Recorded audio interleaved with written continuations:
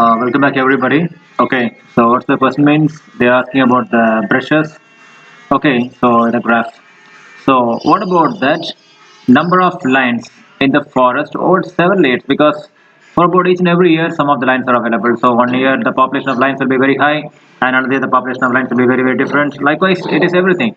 So in the graph, it shows very clearly. In the 2010, 400 lines are available. 2011, 200 lines are available. 2012, 400.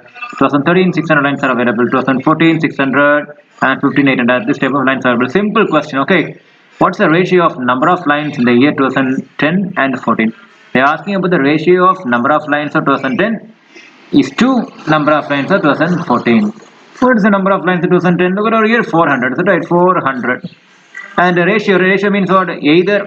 So always listen me. The small technique is ratio means it is either divided by or you have to use the is to. Okay. So it will be like is to. Okay, is to is more better. Okay, 2014 how much? 600. So automatically if you do the cancellation of 0 0 then divided by 2. 2 is to 3. Automatically the first option is the answer. Very simple, is it right? Okay. Thank you all.